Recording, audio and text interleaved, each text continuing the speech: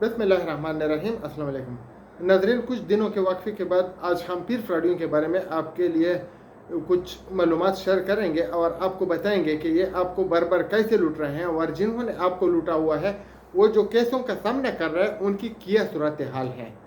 तो आइए देखते हैं इस वीडियो को तफसील से। और अगर आपने अभी तक सब्सक्राइब नहीं किया है तो चैनल को इसलिए सब्सक्राइब करें ताकि आपको बर वक्त मालूमात मिलती रहें और फ्रॉडियों के जो मज़मूम मकासद होते हैं, उनके जो अज़ाइम होते हैं, उनसे आपको आगाह किया जाएगा।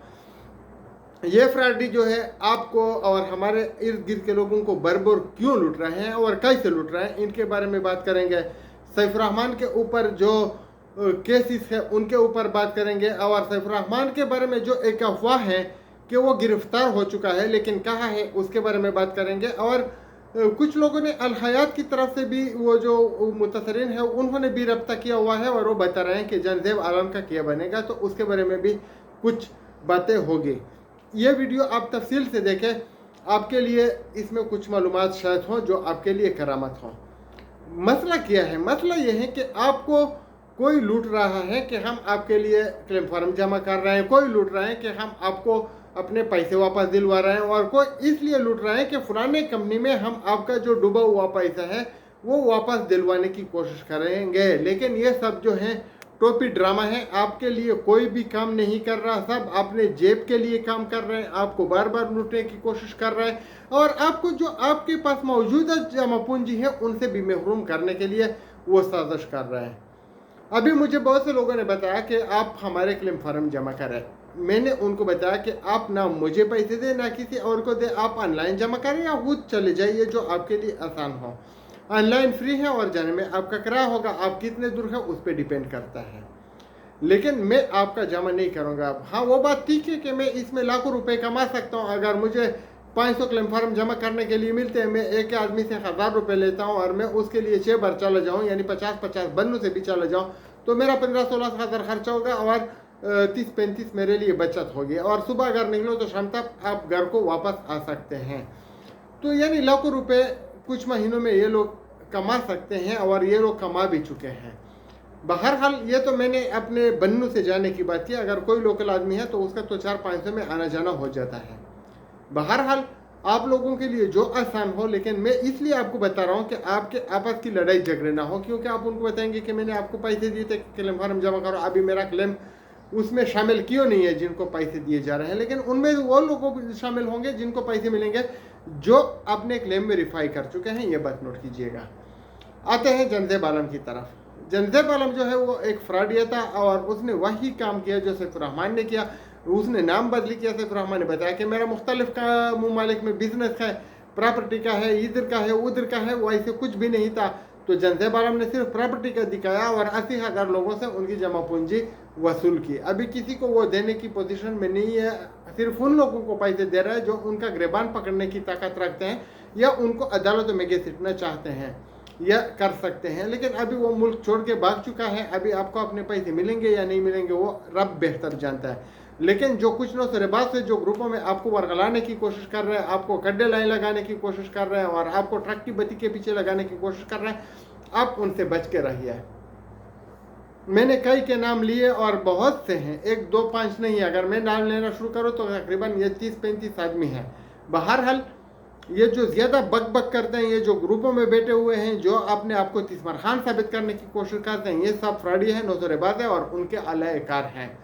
आपको वो आदमी पैसे के दिलवाने के लिए सही होगा जो आपको अदालत का रास्ता दिखाए, जो आपको कानूनी रास्ता दिखाए, जो आपको पैसे लेने का तरीका बताए कि इन जालिमों से पैसे कैसे वापस लेने हैं। ये आपको अगर ट्रक की बत्ती के पीछे लगाएंगे तो आप इनके पीछे ना जाए। बहुत से लोगों के साथ दोबारा धोखा हो चुका है और उनको एक दिन समझ में आएगा कि उनके साथ क्या धोखा हुआ। और जो अल्सफा में शिफ्ट हो गए या जो इधर उधर के कंपनियों में उनको लगा दिया, उनका भी बेड़ा गर्क होने वाला है।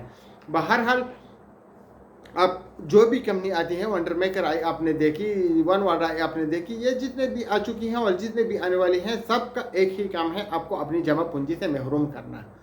अभी हमारा काम है आपको बताना, आप अपने पैसे अपने पास महफूज करते हैं या नहीं करते, वो आपकी अपनी वो है, उस पर डिपेंड करता है, तबीयत पे डिपेंड करता है। लेकिन हम आपको बता रहे हैं कि मेरे ऊपर भी आप इत्मीनान ना करें। अगर मैं आपको बताऊं कि फलानी कंपनी में इन्वेस्टमेंट करो, ये मेरा आखिरी और अटल फैसला है। अगर मैं कर रहा हूँ भी फिर भी आपने नहीं करना है, अगर मैं आपको बताऊँ फिर भी आपने नहीं करना है। आते हैं सैफ रहमान के अफवाह की तरफ। ये अफवाह क्यों फैलाई गई है? अगर वो गिरफ्तार हुआ है तो हमने जब गिरफ्तार किया तो हमने बाकायदा बताया कि हाँ गिरफ्तार हो चुका है। हमने बताया कि अदालत में वो पेश होगा, फ़ायदा हुआ या नुकसान नहीं हुआ उसके बारे में आप लोगों को बताया। तो ये आदमी क्यों नहीं बताता? एक्चुअली ये लोग गिरफ्तारी के बाद आपको बताते हैं कि हम आपको पैसे दे देंगे, लेकिन अपने लोगों को बताना नहीं है। जब आपने पैसे ले लेते हैं तो अब फिर तो आप बता सकते हैं ना, फिर ये आपका क्या बिगाड़ेंगे? तो बराए मेहरबानी लोगों का अंधेरे में ना रखें। अगर किसी ने भी इसको गिरफ्तार करवाया है तो हमें बता दे कि फलाने ताने में है, हमारे भी FIR है, हम भी उनसे रब्ता कर लेंगे। अगर उनका काम खिलाफ हो गया तो हम उसको उठा लेंगे, दूसरे इदारों को दे देंगे जहाँ पे हमारे केस बने हुए हैं, उनको बताएंगे कि आप उठा लो। हम तो नहीं उठा सकते, उनको बताएंगे कि आप उठा लो। बहरहाल सैफ रहमान जो है वो आप लोगों को बार बार लूट रहा है, लेकिन कैसे लूट रहा है वो आपको नज़र नहीं आ रहा है। उनके करींदे, उनके नुमाइंदे और उनके दलाल आपको बार बार लूट रहा है, पैसा उनके झोली में जा रहा है। बेफजू के बाद भी आप लोगों को इसी जालिम ने कई बार लूटा, लेकिन आप लोगों को समझ में नहीं आती। अभी एक गिरोह जो है वो दोबारा सैफ रहमान के लिए वो एक सपोर्ट टीम बना रही है और बना चुकी हैं। आप लोगों को बताया जा रहा है कि आप ये करो वो करो, लेकिन ये लोग जो हैं वो सैफ रहमान के आदमी जो है वो उनको फ़ायदा पहुंचा रहे हैं। आपको फ़ायदा पहुंचाने की उनकी कभी सोचती ही नहीं और ना आएगी। ये सिर्फ उनके ट्रू हैं, उनके नुमाइंदे हैं, उनके दलाल हैं। आपके लिए ये कभी काम नहीं करेंगे। तो एक बात याद रखिए, अगर सैफ रहमान गिरफ्तार हैं तो किसने करवाया, किस जेल में है, किस हालात में है, किस जगह पे है, कौन से तरीके पुलिस ने गिरफ्तार किया, ऐसा कुछ नहीं है। जब हमने गिरफ्तार किया था तो सब कुछ सामने आ चुका था। तो इसके ऊपर मैं इत्तेमाद नहीं करता कि वो गिरफ्तार है। मैं तो समझ रहा हूँ कि उसका अपना टोपी ड्रामा है लोगों की तवज्जो हटाने के लिए। बहरहाल आप लोग एक काम करें, आप लोग अदालत की जो कार्रवाई है उसका हिस्सा बने, आप लोग 4 को अदालत पहुँचे। और एक और बात मैं आपको बताता हूँ कि सैफ रहमान की एक और भी वजह हो सकती है रुपोश होने की। वो समझ रहा है कि ये जो 4 तारीख के लिए प्लानिंग की गई थी महमूद रिजवी, शाह फैसल वगैरह ने और हमारे भाइयों ने, कि उसको कैसे गिरफ्तार करेंगे और किस तरह उठाएंगे, और जो FIR है वो मेरे तक पहुंच चुके हैं। मैं आप लोगों के साथ स्क्रीन पे शेयर भी कर सकता हूँ, मुश्किल नहीं है। अगर किसी को पर्सनल में चाहिए तो बता दें, मैं आप लोगों को भेज दूँगा। उसमें किस किस के नाम है, किस किस के ऊपर है, सब कुछ क्लियर कट लिखा हुआ है। तो इन लोगों को SHO जो है वो कैसे इधर से एक सिटी से दूसरे सिटी शिफ्ट कर सकता है, लेकिन ये पहले हुआ है और हमारे इल्म में है। जब भी वो रिपोर्ट था उसको इसी तरीके से शिफ्ट किया जाता था जहाँ पे वो खुश होता था। बहरहाल वो अदालत में इंशाल्लाह आएगा और आते ही शायद उसको नहीं गिरफ्तार किया जाए, बल्कि अदालत की कार्रवाई के बाद गिरफ्तारी के चांसेस हैं।